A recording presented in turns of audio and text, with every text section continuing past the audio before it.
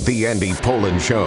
We got to go after this with everything we got, figuring they're going to come with everything they got. I'll start off by saying I'm bored, I'm broke, and I'm back. The Andy Pollin Show on ESPN 630 starts right now. I don't know if this is an original thought, but the thought occurred to me that maybe Jaden Daniels is Tiger Woods. You know how golf was before Tiger came along? Yeah, there were some great players, and the GOAT remains Jack Nicklaus with his 18 majors. But when Tiger burst on the scene, we'd never seen anything like this before. And at 21 years old, he wasn't just great, he was dominating. He ran away with the Masters. And had he not had the physical problems and you could say maybe the emotional problems, he'd be long past Jack Nicklaus right now. So what we're seeing with Jaden Daniels, I know it's crept up on us quickly. We never expected it to reach this point. But maybe he is Tiger Woods back in the late 90s and the early 2000s. Maybe he is that guy. Allow yourself to dream, which is why I say I believe that they're going to win on Sunday and they're going to go to the Super Bowl. And listen carefully, not just go to the Super Bowl, but win the Super Bowl. And this will be the most improbable victory in the history of the Super Bowl game. I got a tweet yesterday from, and I think he's a pretty loyal listener. I get tweets from him from time to time. Mike writes, I think you said on today's show that the Commanders would be the most improbable Super Bowl winner ever. I did say that. I'd nominate the 07 Giants who upset Tom Brady, Dallas and Green Bay on the road, and then Tampa Bay, excuse me. They upset Tampa Bay, Dallas, and Green Bay on the road, and then prevented Tom Brady's Patriots from completing an unbeaten season.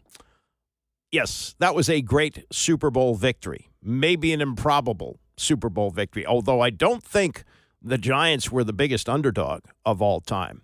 And that was a veteran team with a veteran quarterback in Eli Manning. He'd been around. Tom Coughlin was the coach. They had been a playoff team. That was totally different. That was totally different than this.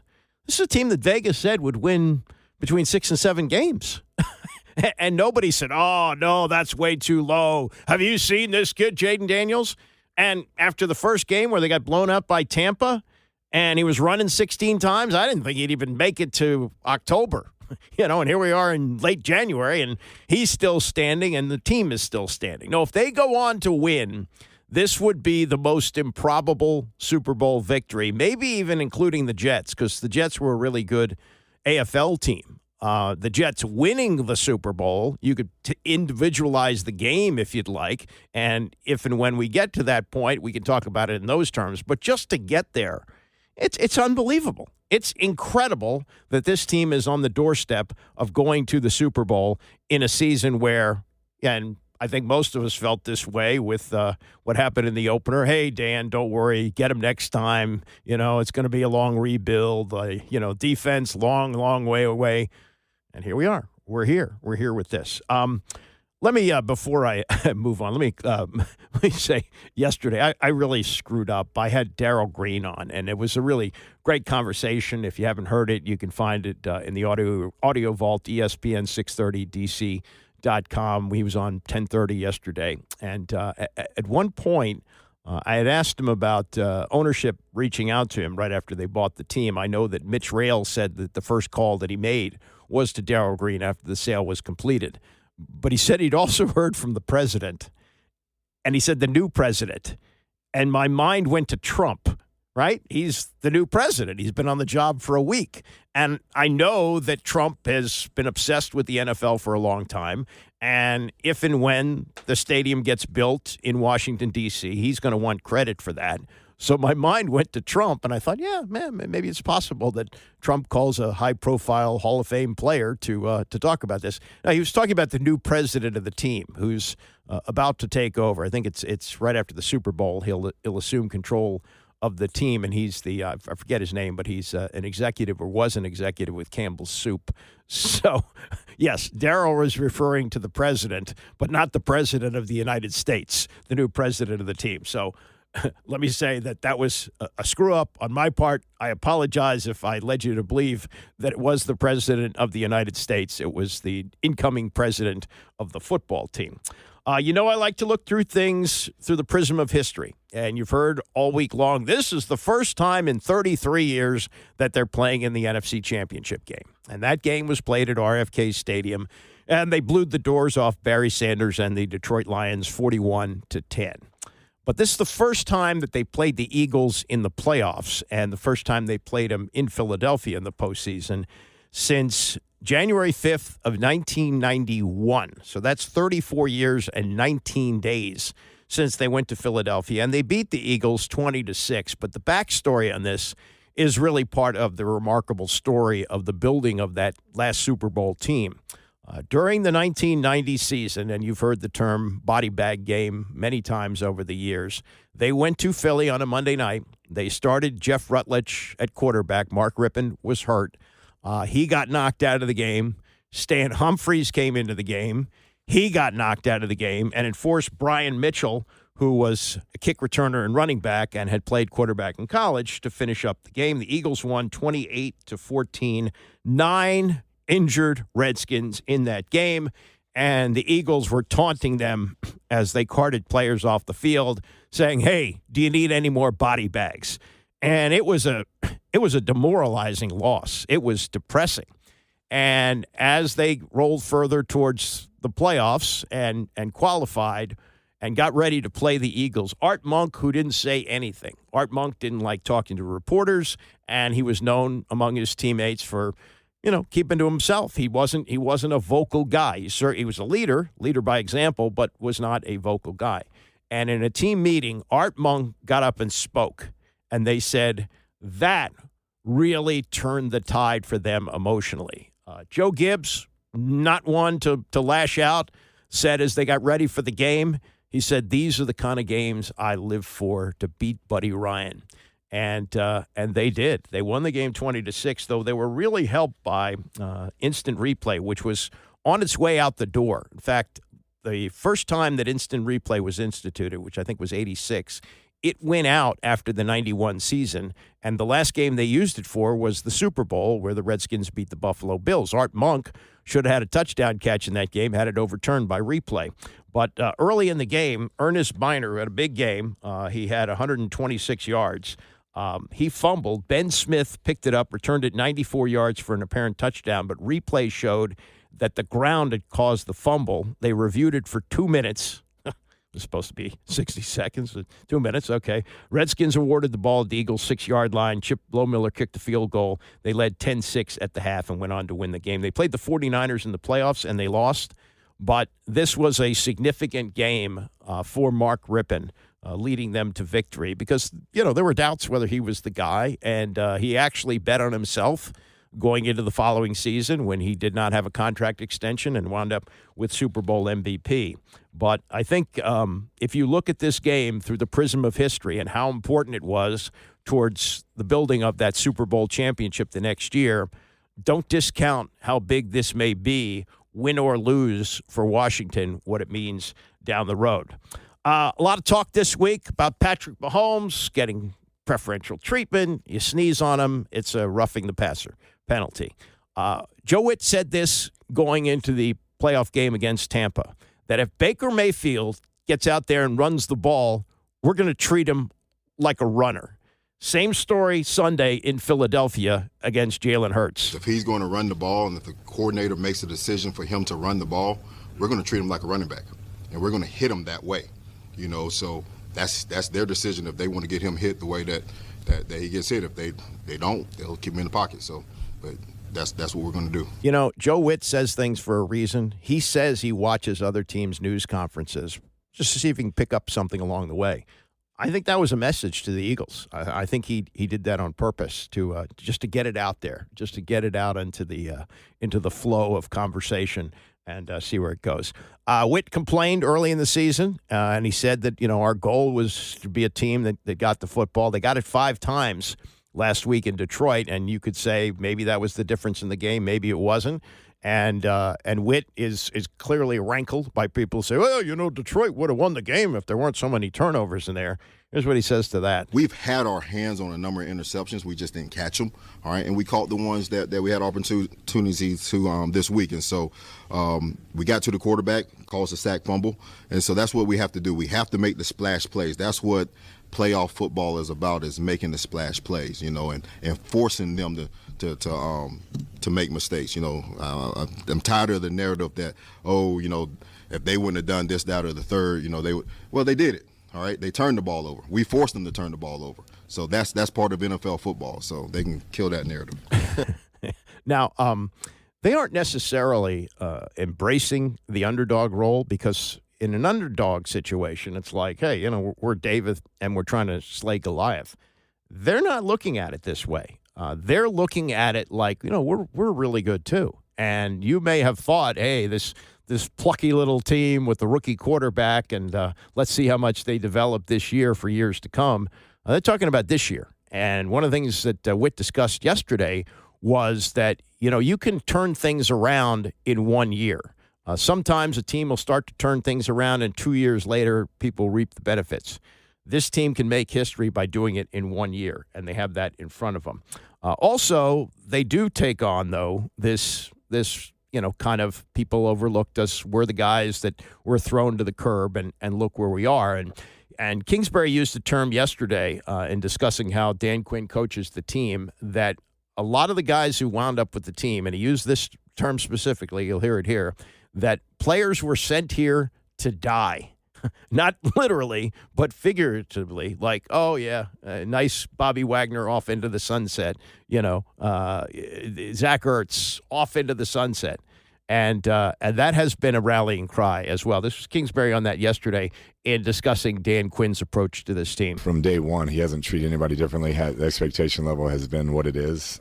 It's going to be championship week every week. So when you get to this week, which he preached, nothing's going to be different. And guys believed in it. They followed him. There's a lot of guys with a chip on their shoulder in that group, players that I think people thought they were being sent off here to die, and they've been able to show that they still got a place in this league. That, I think, is something that they're discussing. That's a good T-shirt, by the way. Players sent here to die. Bobby Wagner responding to that, saying, I think I'm one of those guys. I think that's what makes our team so special, and I think that's what makes our connection easy and special, because no matter where you at in your career, I think we're a group of guys that have been doubted, or people felt like the best ball was past them, and nobody in there believed that. And when you're able to find a common ground like that, it allows you to push the people around you and try to maximize everybody's talent. And so I think that's the biggest thing, is just, it's a room full of people, from the coaches to the players, that have been doubted, that is more interested in prove ourselves right than the others wrong. If you look back on the Camelot days, there were a lot of great players on those teams. Only a handful of them went to the Hall of Fame. Now, it's a crime that Joe Jacoby isn't in. But you look at the number of Hall of Fame players from a team that went to 4 Super Bowls over 9 years, it's remarkably low. John Riggins is in the Hall of Fame. The 3 quarterbacks who won the 3 Super Bowls, they're not in, and they're not getting in. Darryl Green's in the Hall of Fame. Russ Grimm's in the Hall of Fame. Art Monk's in the Hall of Fame. That's about it. They had a lot of guys who were overlooked.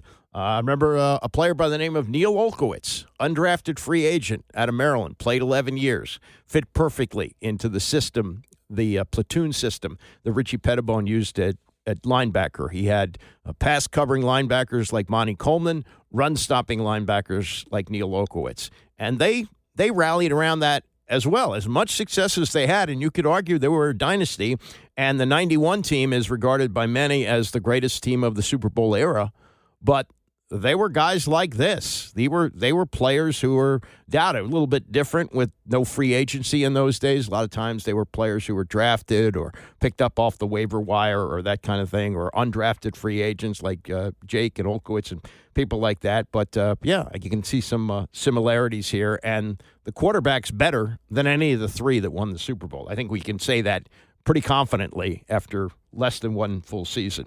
Last thing from Quinn, and we're going to get a lot more reaction from a lot of stuff from the news conferences yesterday, but you talk about what's the ceiling for this team. He says, as you'll hear here, they've raised the floor, but with 2 games possibly to go, who knows what the ceiling might be. Been asked early and often as the team got together, what's your identity? And that took some time to answer, as it should. But while we have found our identity, what I hit with the team is that we still haven't found our ceiling. And that fires me up to say that at this time of year. And that's really what we chase, about what we can do to get better and find our space to go for it again this weekend. And we've consistently raised the floor, but we haven't found that ceiling that we're going for. And that's kind of what the whole weeks are about, digging into the skills, digging into things to work for. And that's no different this week, as we're going right back outside to practice. You guys bundle up and be ready to roll. I'm a 66-year-old grandfather, but there's chills, and it's not the chills from outside. This is fun.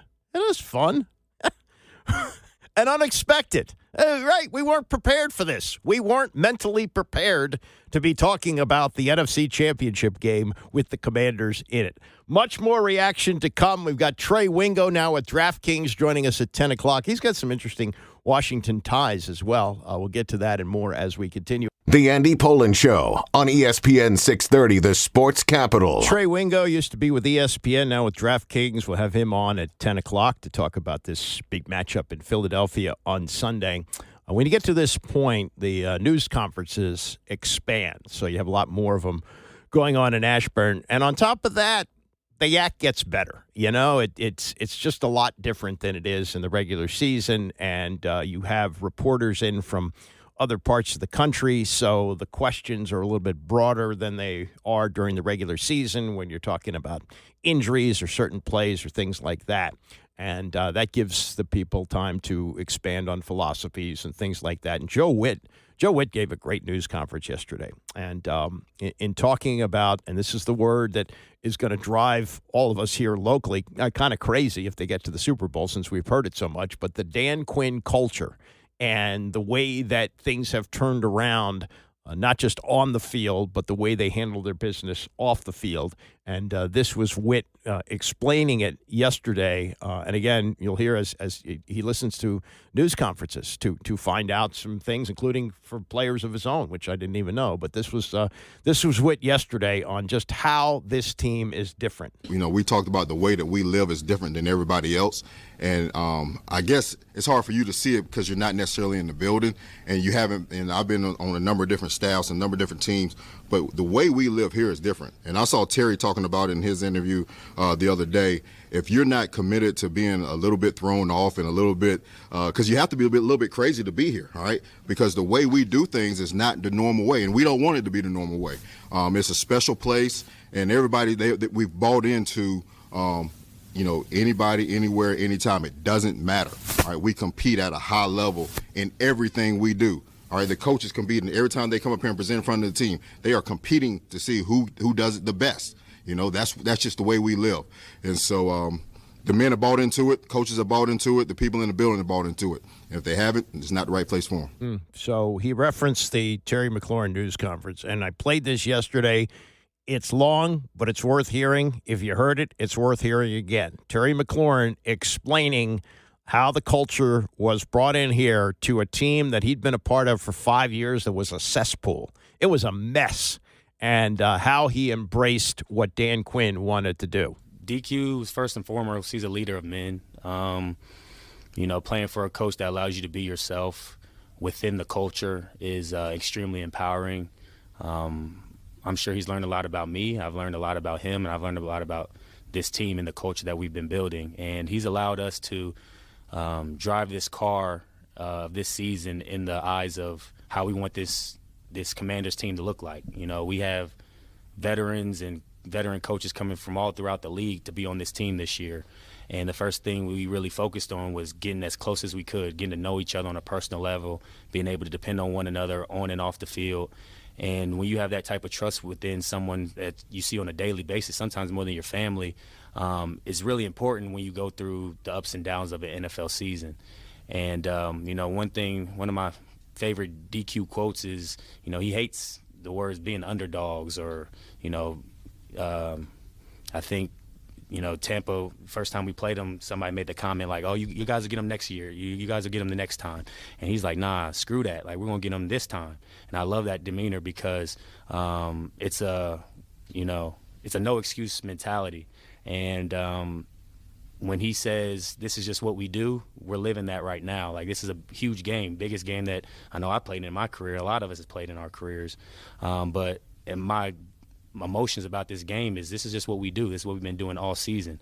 And so you don't have to get up and get emotionally hype or do anything different or extra this week because we've been preparing like a championship game each and every week of the season. The way we prepare is to play like we're playing in the Super Bowl. And I think that we're reaping the results of that, but also having other guys who have been in the league as long as Bobby has Zach have got Super Bowls.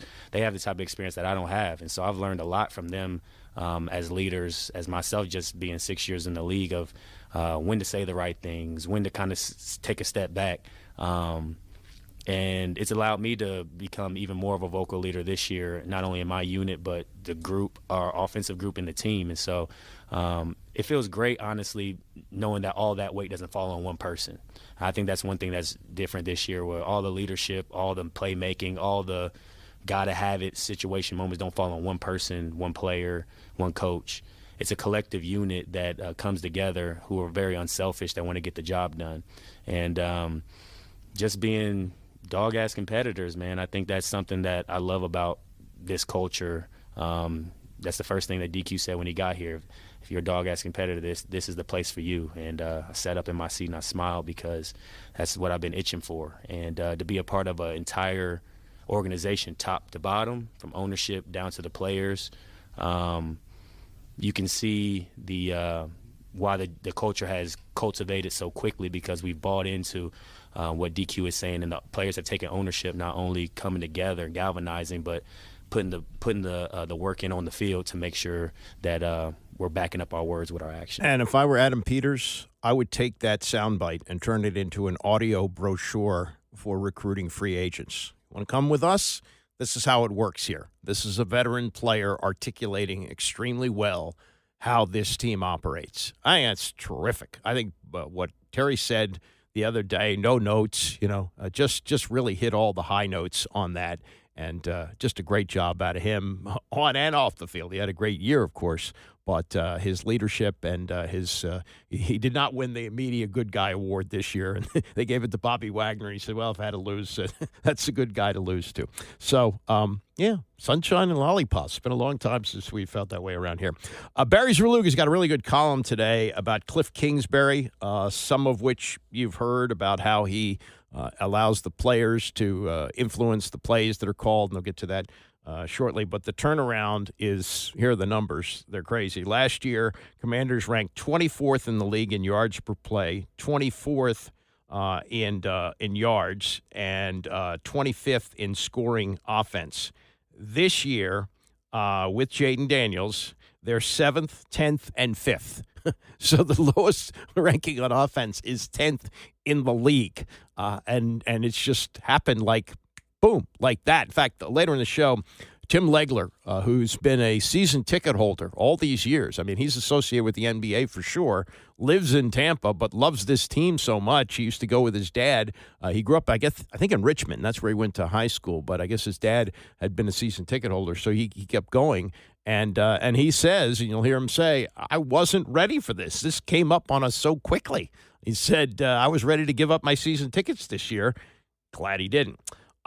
Anyway, to Kingsbury and the input that he gets from players. We heard McLaurin talk about that yesterday, and this is what he said about how he handles things and his philosophy in dealing with players and calling plays. Yeah, it's really been part of my style. I think it's the dumbest idea in the world, but if they believe in it, they usually make it work, and vice versa. I could have the most brilliant play call I ever thought I had, and they're like, hey, I don't like that. Well, it's out. And that's just it's made sense to me. It's about the players, not the plays, and those guys usually make it work if they believe in it. This group has a lot of really smart football players. The one guy you got to watch is Zach Ertz, because any play he recommends, the ball's going directly to him. And he's very, very smart, so he knows when the ball should go to him and not. But no, it's from the quarterback on. Those guys, if they have a thought, an idea they believe in and like, we're willing to throw it out there. Would you have expected Zach Ertz to be the guy saying, throw me the ball? He doesn't seem to have that T.O. mentality, but, Cliff is saying, yeah, but also he's the one who usually is right about that. So, he's been around a long time and is able to pick up on those things. So anyway, that is some of the philosophy of Cliff Kingsbury. The interesting part of this is how close they came to not having him as the offensive coordinator this year. Remember, I think he was all set to take the Raiders job. He was asked about it during the season and, didn't want to talk about it. But, sometimes when you look back on these things, you go, whoa, that almost didn't happen. And this was Quinn yesterday as to why he wanted to hire Cliff Kingsbury and why it was important to have him a part of the team with a rookie quarterback coming in. There was a certain, play style that as a head coach that you want to have. And so Cliff competing against him provided some of the most difficult challenges. And that was similar to, in Atlanta to hire Kyle. And this is challenging, this is aggressive, and that's really who I am. So I wanted to make sure that everything would match that. And so going against Cliff, I just felt like, man, this is a really tough group to prepare for and play against. And so as we kept, in touch through that process, knowing that we would have very likely a quarterback selected and his experience with that, I thought, what a perfect fit. What I'd found out was what the competitor is, what a great teammate he is. And so he's been like an absolute blast to work with. Like he is an absolute competitor, man. Like he, comes across quiet and that, like he is a real competitor and like a wolf in sheep's clothing kind of competitor. And I really appreciated that about him, but he's been excellent for us. Yeah, and I didn't realize this, but how late he was hired. The Times did a timeline today about how the offseason unfolded. It wrapped up last January 7th after they lost to the Cowboys, which secured the number 2 pick. Very important. Ron Rivera gets fired the next day. Adam Peters was hired on the 12th, so it took them, 4 days. I'm sure they had their eye on Peters, and maybe those 4 days were in negotiation. But Peters comes in on the 12th. He actually took his time in hiring a head coach. Some of that had to do with Ben Johnson. They wanted him and had to wait, and then getting on a plane to go see him, and he puts out on Twitter that he's not going to take the job. So maybe they had to think again. But they had a list of candidates, and you saw Dan Quinn. Remember the picture of him standing in the security line at Dulles after he'd been interviewed, carrying his own bags, and you go, well, yeah, I don't know. And if they hire him, so what? He's a retread coach. And nobody really thought too much of it. It wasn't until February 1st that he was hired. I thought it was earlier than that. And then 3 days later, he gets Kingsbury in. But that was, I think, Quinn gets in, and he goes, yeah, we got to get him. And he's almost signed with the Raiders, and they managed to get him here. And that proved to be as important a hire, certainly for the coaching staff, as anything else they did. Joe Witt was going to come with Quinn. Joe Witt had been with Quinn in Atlanta. He had been with him in Dallas, and now he got his chance to be promoted to defensive coordinator. So that wasn't a big deal. And Witt, after a shaky start, he's proven to be a hell of a defensive coordinator too, with a defensive team that's going to need a lot of additions in the offseason. He's gotten a lot out of less than most people would have. More on the Kingsbury story and the development and the wonderful relationship that he has with Jaden Daniels. He was asked yesterday when he knew that he had that guy. He was doing stuff in the rookie minicamp I was like, this is different than what I'm used to seeing ever, I think. I mean, like some of the checks and the reads and the progressions and the ball wasn't touching the ground early, and just the ability to see it once and go out there and execute at a high level was unique. And then I'd probably say on the road at Cincinnati, when some of the stuff he did there, I was like, okay, this is like a real thing. And then it's just gotten better, and the work ethic, like I said, hasn't done anything but improved, and the competitive stamina outside of when he was banged up and we had, a couple rough weeks we were trying to figure things out, has just been, he's gotten better and better each week. That's the first time I've really heard him say about the 3-game losing streak that he was banged up. Now, Dan Quinn said shortly after that, and that was, I guess, after the bye week, might have been after the bye week, he said, Jaden Daniels is no longer injured, meaning he was injured during that period of time.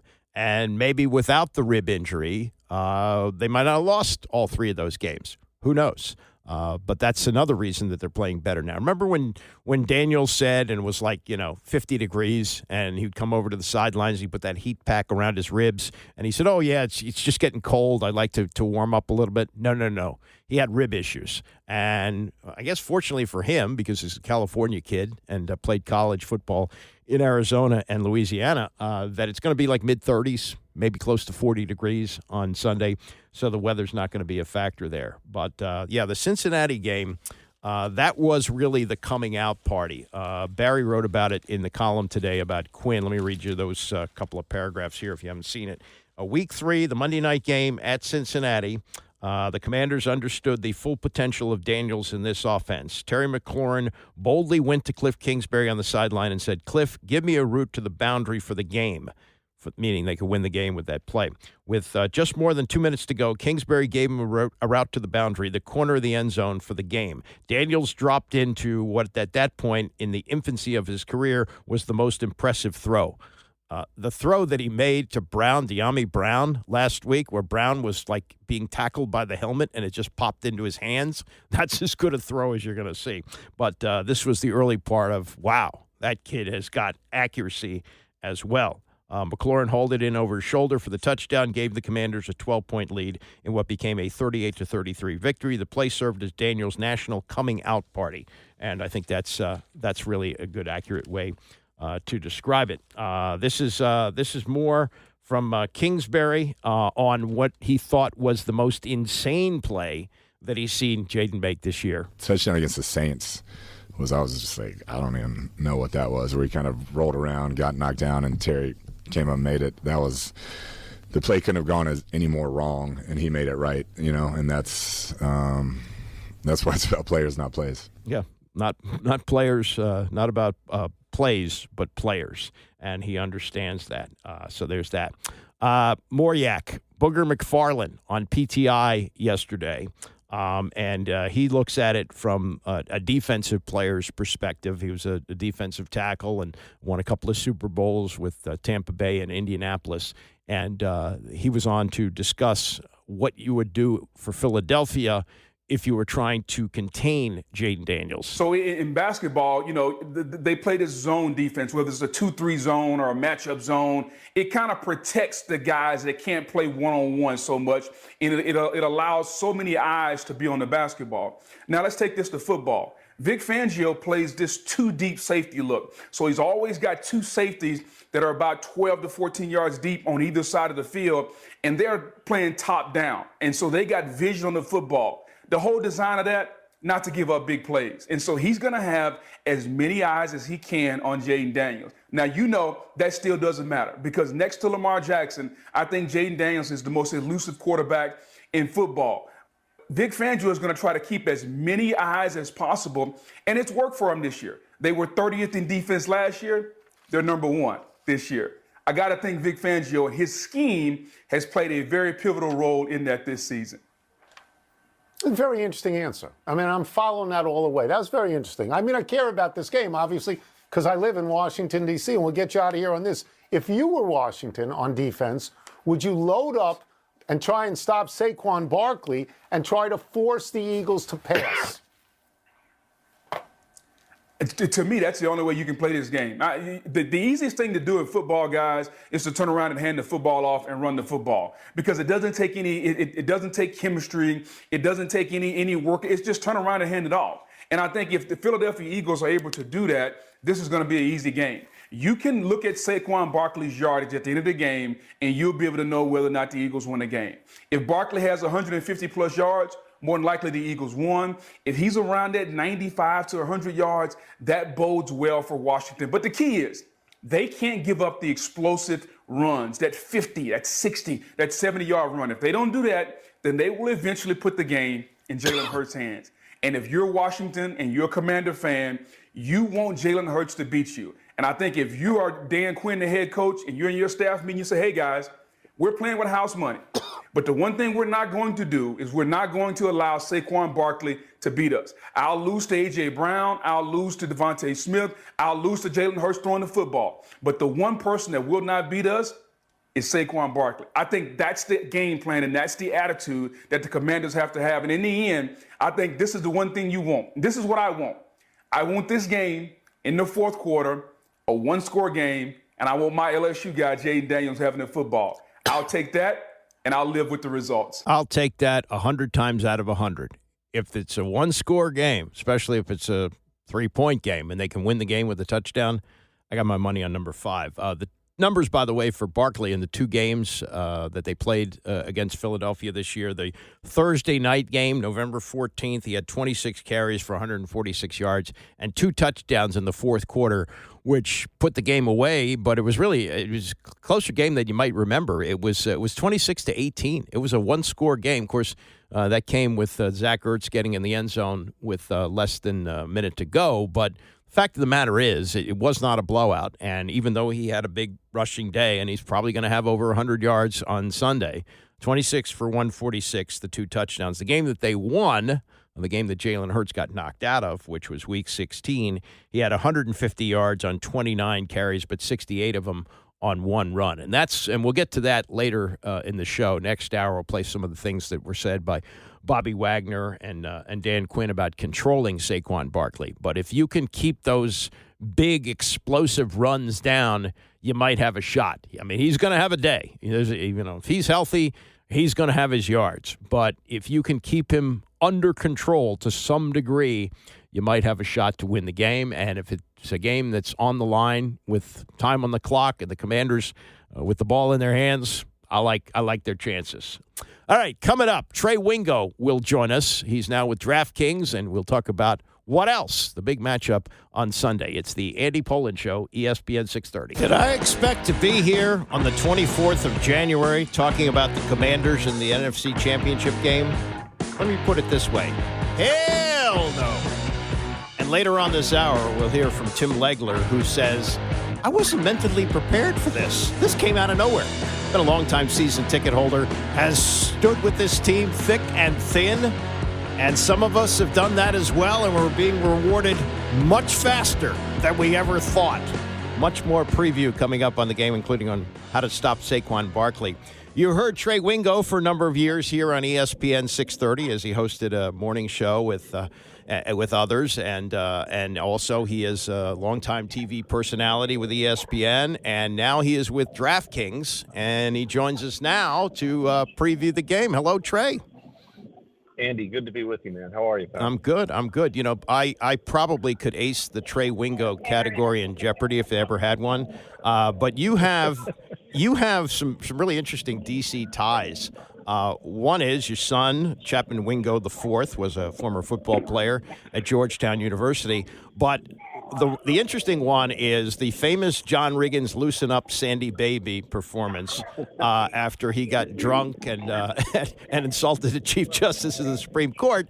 After it was time for him to be escorted out, one of the people who helped escort him out was your dad, right?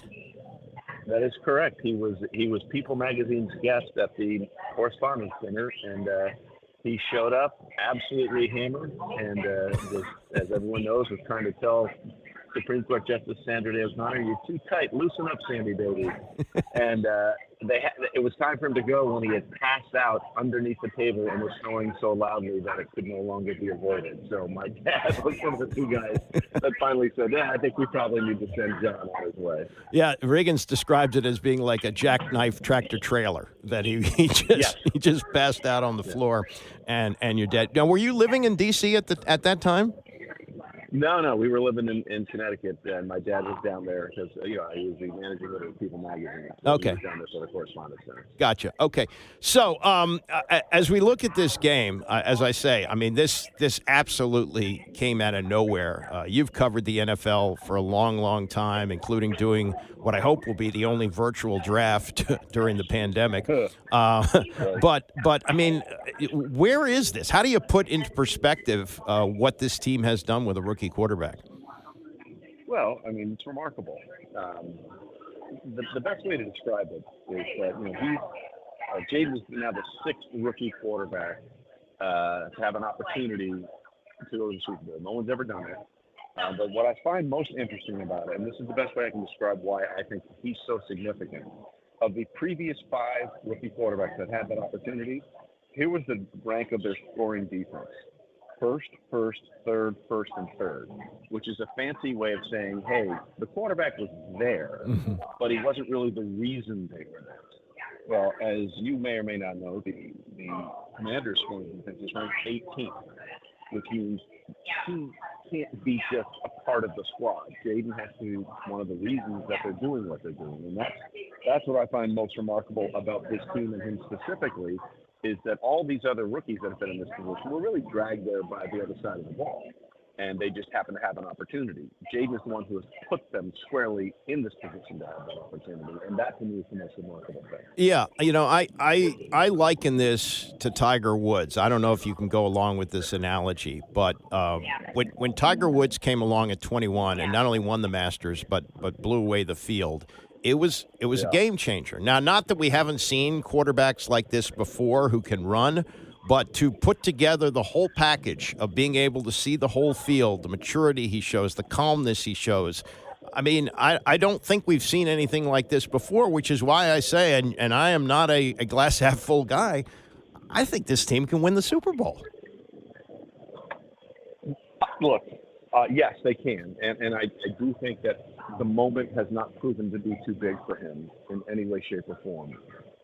My hesitancy along those lines, not trying to discourage anybody, is that there's one matchup here that is really problematic for Washington, and that is, you mentioned Saquon against that run defense. Yeah. That is the 30th ranked run defense in football.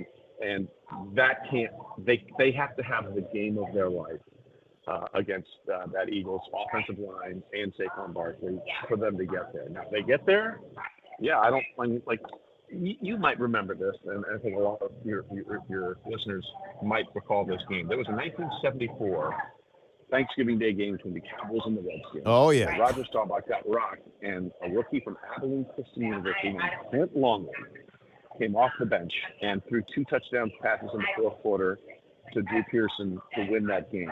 And after the game, defensive tackle for the Cowboys, Larry Cole, said it was a victory for the uncluttered mind, which is a fancy way of saying he didn't know any better.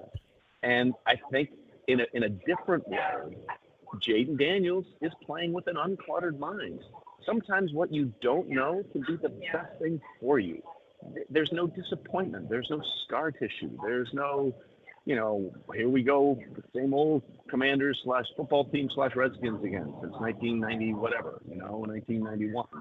None of those things apply to him. And so I think that's the best thing they have going for them in this game, is that all he knows is success. Why should he be concerned about the downside? He hasn't shown himself yet. Yeah, it's true. They've done an incredible job of not looking too far ahead. Whenever he's asked about these incredible accomplishments, he goes, it's just like it was when I was a kid playing backyard football. The other thing is the evolution of the position. Here's an African-American kid who 30 years ago would have been shown the wide receiver position or defensive back. And now or the CFL. Yeah, exactly. And now that the doors have been opened, his dad, who actually played college football and was a defensive back, said, hey, if you want to play quarterback, you got to work at it. It's hard, and you're going to have to put in the classroom work. He got him a quarterback coach at the age of 8.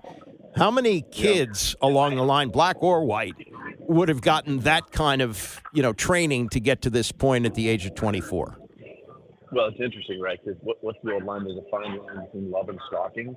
And I think there's a fine line between preparation and child abuse. It sounds like Jaden's dad was on the right side of that line and didn't go full Marvin Marinovich. And for those people that don't know it, look it up, folks. Yeah, exactly. And see what that Todd Marinovich's father did to him. So I think Jaden's father had it right on the line and did it the right way. You're right. I mean, it's clearly something that he showed an aptitude for and something that he wanted to do, and he provided him all the access to make him what he is right now. Yeah.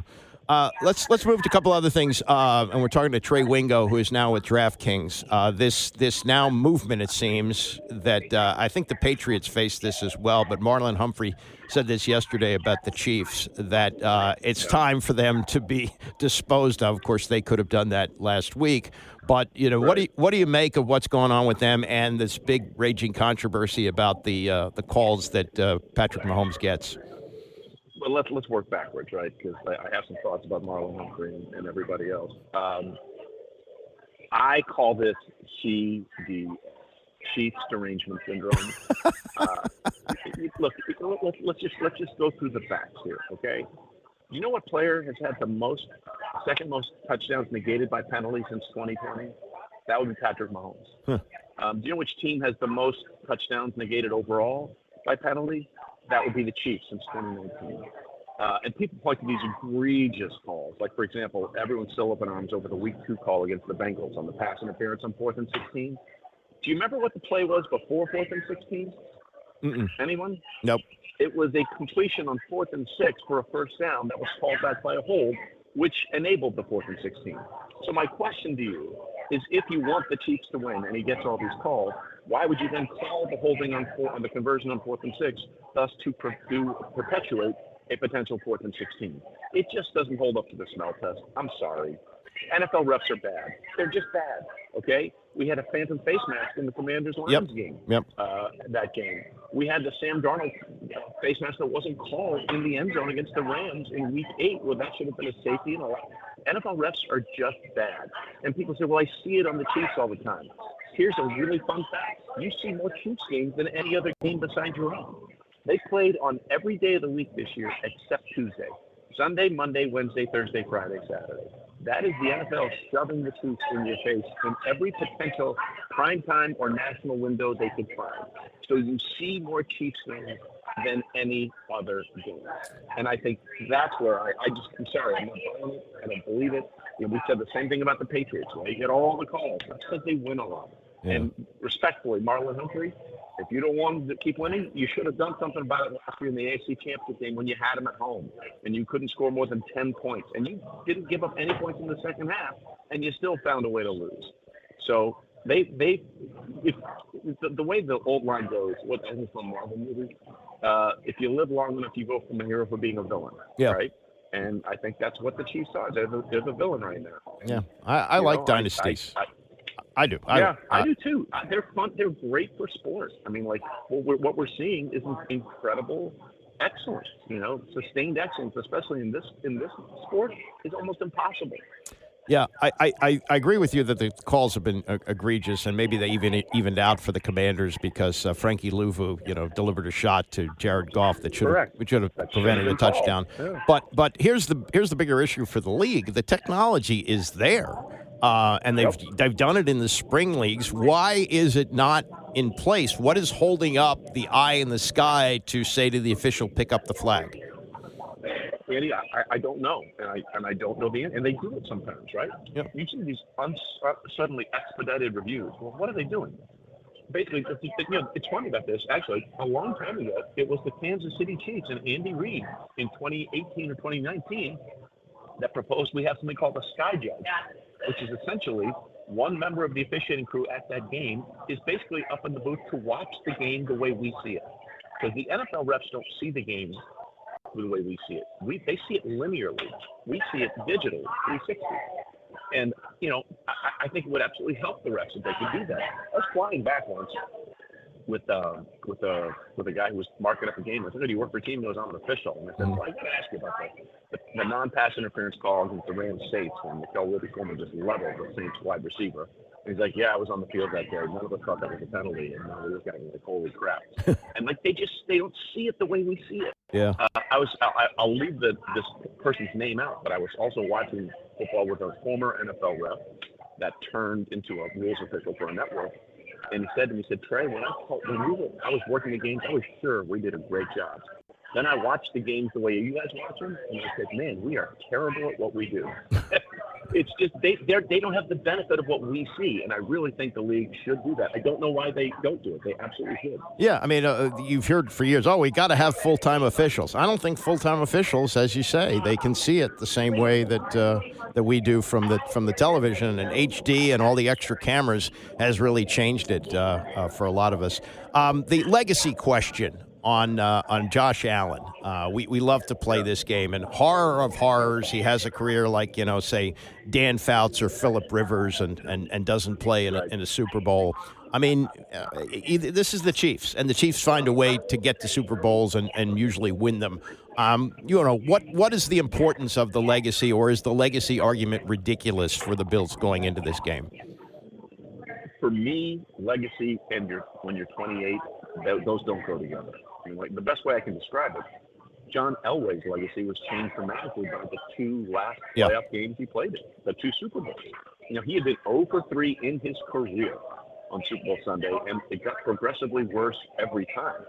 42 to 10, 55 to 10. They got smoked. And then in the last 2 years of his career, they won back-to-back Super Bowls. Legacy changed forever. So, yes, it could potentially change Josh's legacy if they win and actually win the Super Bowl. But if they lose, I don't think his legacy is defined in any way, shape, or form. His legacy is defined when you're done playing.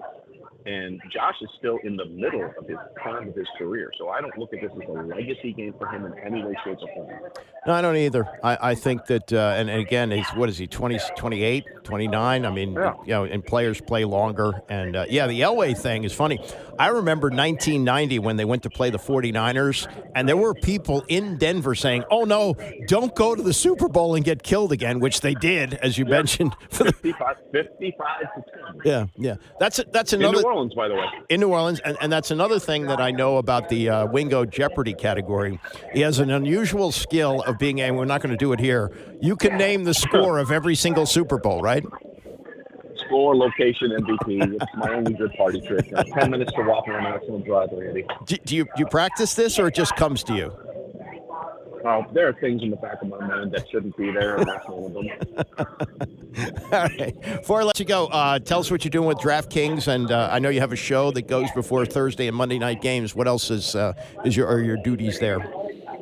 Yeah, we're doing a show called Pregame Power Up. We've done it throughout the playoffs. We have a show 11 o'clock Sunday morning, getting ready for Conference Championship Sunday, which is my favorite day of the entire year. And we'll be doing shows every day in New Orleans in the DraftKings Network. So hopefully, if the Commanders get there, we'll see you there. And I remember one of our first interactions ever was at eating a breakfast buffet at a hotel in New Orleans for the Rams and the Patriots all those years ago, Super Bowl 36. Yeah, and I've since backed off the buffet a little bit, so I'm a little bit I'm a little bit closer to my high school weight, which is a good thing at my age. So it's a good thing. Live to eat versus eat to live. I remember that conversation. Exactly. Hey, good to talk to you, Trey. Continued success. We'll catch up soon.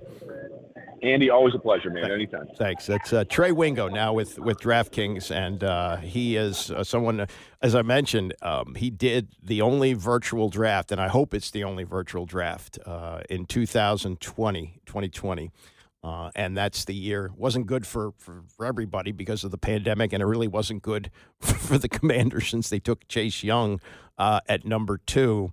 And, you play the what-if game. Barry Zerluga did this the other day, where he wrote, if there's a 2-point conversion caught in a 1-point win over the Miami Dolphins, that the Commanders get the number 1 pick, and do they take Joe Burrow at number 1? And I even wonder about that. I think Ron Rivera would have done it because he was in charge of everything as the coach-centric guy, but I think it's possible that Rivera, as a defensive guy, And having Dwayne Haskins, which I think was part of the deal to become coach, is that you have to figure out a way to get Dwayne Haskins right, that it's possible they still would have taken Chase Young at 2 or traded out of 1 and gotten to 2 to take Chase Young, which just didn't work out.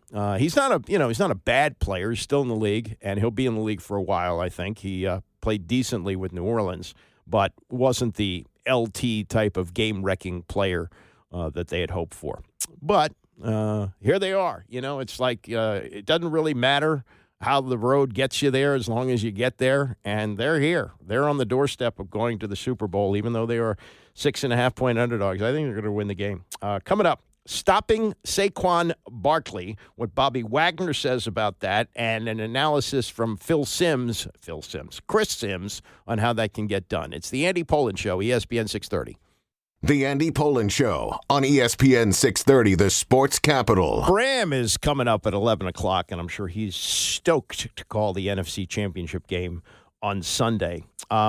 Stopping Saquon, that is going to be the key. Now, the 2 games that they played against him this year, the game that was on the Thursday night, November 14th, at Philadelphia, which the Commanders lost 26-18, and it was Zach Ertz scoring a touchdown late to maybe make it look a little closer than it was. But the fact of the matter is it was a one-score game at the end. I mean, that's what they've had throughout the season, with the exception of the opener against Tampa. In that game, he ran 26 times for 146 yards and 2 touchdowns, but they had him pretty well contained for about 3 quarters. He busted loose in the 4th quarter and helped them put the game away. And then when they came here, week 16, he ran for 150 yards on 29 carries, 68 on 1 big run, which is really what they have to be aware of. Those big runs are the killers for him. He's the guy that can bust out and break them, and that's what breaks the back and the spirit of a lot of teams.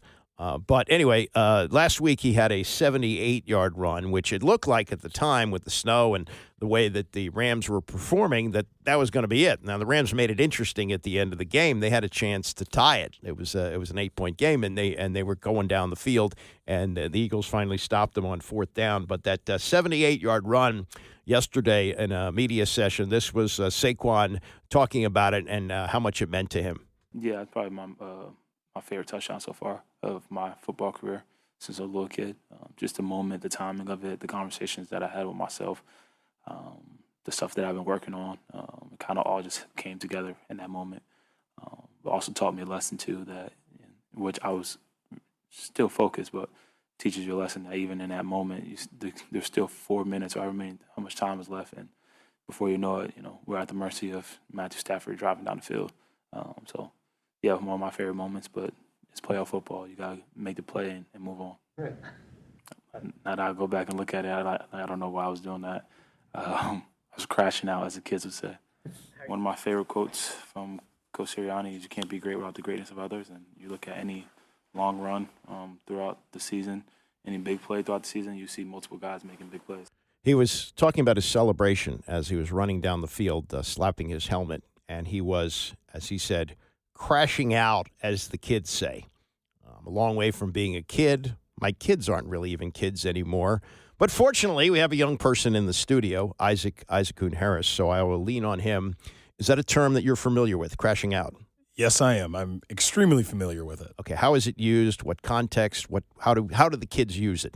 The kids use it more as almost like having a panic attack or kind of freaking out in a negative sense. Oh, negative? It's how I've mostly heard it, but I've also heard it in that positive sense, like Saquon has mentioned. So, but I've mostly heard it on the negative side. Yeah, so he's running down the field, if you've seen it, and he's slapping his helmet, right? And I think the feeling was, and even the guys doing the game, I forget which was the NBC crew, that does it. That's it, And then, here come the Rams. They scored after that, and then had a chance to tie the game at the end. So there you go. It's not necessarily a positive thing. Things you learn on this show. See, I may be old, but I can teach you these things. As for finding a way to stop Saquon Barkley, who it looks like is one of the greatest free agent signings in the history of the NFL and one of the dumbest moves by the New York Giants and to exacerbate the situation, it was caught on tape on Hard Knocks with Joe Shane, who's still employed miraculously as general manager of the Giants, telling Saquon, yeah, if you don't like a deal you get, come back and talk to us. Sayonara. I can take a cab down to Philly, go play for a better team and get the deal I want, which is what he did. Now he's the big problem for the Commanders on Sunday. Mike Florio and Chris Sims kicking around this idea of stopping him on Pro Football Talk. Can you execute a plan that can effectively take down a guy who right now is running as well as we've seen anyone run in the NFL since Adrian Peterson? Yeah. Derrick Henry. Right. I mean, he's right up there with best we've seen in a generation. Definitely. And I think you couple that with an offensive line that you hear me talking about that's as good as we've seen in a generation, and you go, whoa, well, not only is he awesome, but then he has awesome plays where you go, the hole was gigantic and nobody touched him. Like two-man touch, any touch in the backyard, he's still alive and going there. That is the big thing. And this is where I don't, like, you kind of said this earlier today, and I think this is really, like, you're not going to stop him. You're not. Washington's not going to stop Saquon Barkley. They want to stop a total f***ing ass-kicking where he gets 190 yards rushing or 200 yards rushing. That's almost should be the goal. You kind of said it earlier today. Can you hold him to 120? If you hold him to 120, it's going to be a win. It's going to be a victory for that defense. And then therefore you're going to have Jalen Hurts going to have moments, whether he did it or not, but that will certainly tell me that they did okay with Saquon Barkley. But I still don't know if that's even capable. I don't know. That's what I worry about. Because, again, last week, the Washington defensive line got their ass whooped against the Lions. The Lions pushed them around and did whatever they wanted in the run game. The Eagles have played them in 2 games this year, and my math might be a little off, but in the 2 games, it's 439 yards rushing as a football team. Right, and Jalen Hurts didn't play in 3/4 of those games. So I like to think that number would be even bigger. So that's where I get to it. And, like, I just go, I think there's a part of me that just goes, they're not going to stop him. And he's going to get 150. That's kind of how I feel. But is 150 going to be enough? Because we saw last week 200 was barely enough to beat the Rams. So, yeah, 150, okay, great. But if he gets 150, there's still going to have to be plays made in the passing game. And that's going to be the big thing. And Dan Quinn and them, they are very good. Joe Witt Jr., right, D coordinator, very good at, yeah, they can be aggressive and load the line of scrimmage, but they also can do it like the Chiefs would do it, where it looks like they're loading the line of scrimmage, and then they back up into these zones. And sometimes Jalen Hurts has a hard time deciphering what coverage it is when he gets those type of looks. It happened to him last week a few times where I'm like, Jalen's looking over here, Mike, and I'm like, no, that's the wrong side. This is this coverage. You should be looking over here at this concept. And that's kind of the things that I think Washington's going to have to find that balance of, hey, coverage, we help out, we take a chance on the run, and every now and then it looks like we're going all in on the run, but we drop out to help on A.J. Brown and all that, and they're going to have to find the right mix there just to confuse things a little bit with Philadelphia's offense. So that's the analysis from Chris Sims. Yes, you do want to force Jalen Hurts to beat you, and Hurts is cleared to practice, and he acknowledged, though, the other day that he's playing hurt. And I don't know if you're watching this on the pregame for the national championship on Monday night, but Nick Saban, who coached Hurts at Alabama, watched that game, and he said, you can tell that he's not right because he's been able to make plays when it looks like he's corralled and he's able to get out of it because of his legs, and he wasn't able to do that with a bad knee in the snow on Sunday. Weather's not going to be an issue this week. It's going to be close to 40 degrees on Sunday, but he's clearly hurt. There's a problem with the knee, and I wouldn't be surprised if he needs surgery in the offseason. Not that I'm a doctor, but the way he was limping and the way he was wrapped up, and at this time of year, if you walk, you play, and he's going to play. But that is going to be something that's going to be really interesting to watch, is the way that they are able to contain Saquon Barkley. And I say contain because, as Sim said, it's basically 150 yards. And he had actually in the Week 16 win that the Commanders had, he did have 150 yards on 29 carries, 68 on one run. In the game that they lost to the Eagles, he had 146, but 2 touchdowns, and those were both in the fourth quarter to put it away. So that's going to be the big thing for them on Sunday. Bobby Wagner, been there, done that. His thoughts yesterday on stopping Saquon Sunday. I think this is going to be a game of discipline. If you watch all the games, even the last game, they did a pretty decent job for the most part, but he's waiting for that one person to pop out of the gap. He's waiting for that one person to be undisciplined, and as soon as he sees it, he's gone. And so that's going to be our challenge, is to be disciplined the whole time, the whole game, understanding that he has the ability and the talent to break a run at any given point, and we just need to make sure that don't happen. Okay. Easier said than done, but yes, it is a discipline that they have to have. He's got some veteran guys up front. John Allen's been around a long time. Deron Payne is playing hurt. He has got a finger issue, which is pretty severe. I think he's got a knee thing as well, but this time of year you get on the field. But that up front, those guys up front are going to be key to keeping Saquon under control. Once he gets in the open field, forget about it. It's like the Jim Brown story that I like to tell, where Tom Landry told his players in facing the Cleveland Browns, he said, if he gets out in the open field, don't try to tackle him alone. You will get hurt. And that could be very bad if he breaks out of the field on Sunday. This is Dan Quinn, longtime defensive guy. He's played Saquon now a lot, facing him with the Giants while he was with the Cowboys. This is his analysis of what he sees with number 26. There's a start and stop factor, John. I mean, that's for sure legitimate. You may have this gap and he can go, and if it's plugged, he'll stop, test the next one, boom, test the next one. And so that ability to work back and cut and then accelerate again, you've seen him outrun safeties who are coming from an angle, but as he gets to the next level, he can break the guys off just by the speed to get outside. He's also got rare change of direction, and so whether it's a spin or a jump cut, those would be the two things to be. But I think the vision behind the line, where it's that B gap's filled, I'm coming back to the A, or I saw the safety over here, I'm working them back. So I think there's a combination of vision and then the ability to start and stop super quickly. He has this quickness of a smaller back and the size of a big back, if that makes sense to say. That's unusual combination, but it's not the size alone of this guy's so powerful. It's both.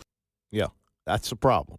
Big, fast, strong, able to change direction. I mean, he's the whole package, absolutely the whole package. And not a rookie. He's been around for a while.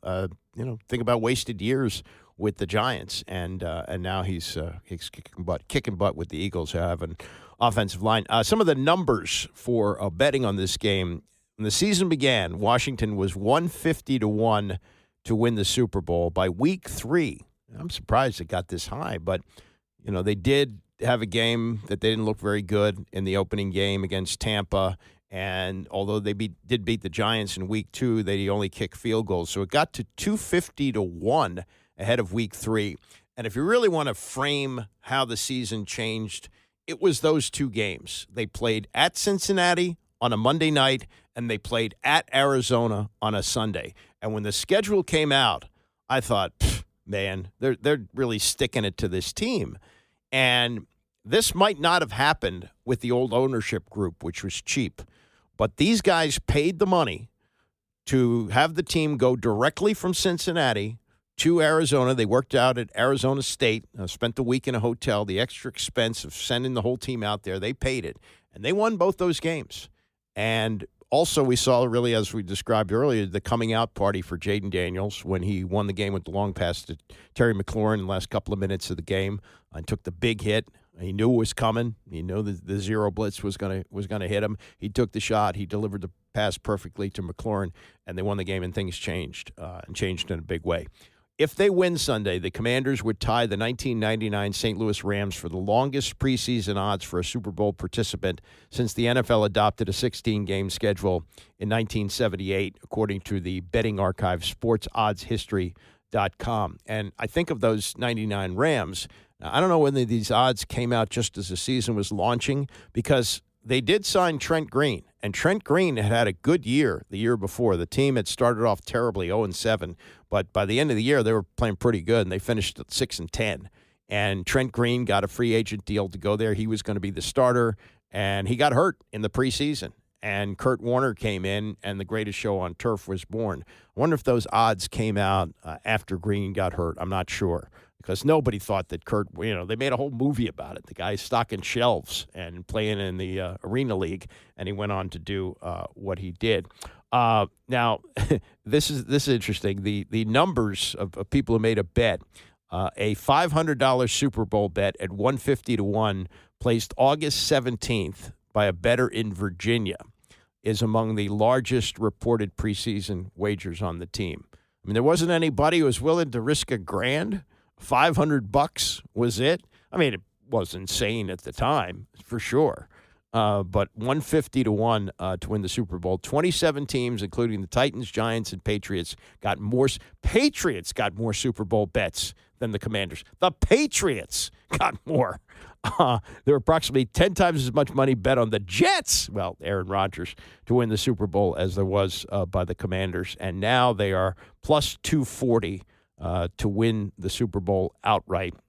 Or this game, just this game, the Eagles game, plus 240 as an underdog. And so, the line has moved, too. It's moved 2 points. It opened at 4.5, and it's now down to up to 6.5 for Sunday's 3 o'clock kickoff. All right. This game coming out of nowhere. Again, I did not expect to be here on the 24th of January talking about the Commanders in the NFC Championship game. This is the time of year where we talk about the draft. Who are they taking at the top of the draft? Can they find that franchise quarterback? Who's going to be the coach of the team? Can they overcome, and not in the last 2 years have we said this, but can they overcome the dysfunctional ownership of this team? No, we're talking about a team on the doorstep of the Super Bowl. It's remarkable, and we weren't ready for this. We were not mentally prepared. I want to thank Trey Wingo for joining us today. He's with DraftKings, and Isaac Kuhn-Harris for running the show. Thanks to all of you who listened. Bram is coming up next, and I will be back here on Monday morning at 9 a.m. talking about the Commanders in the Super Bowl.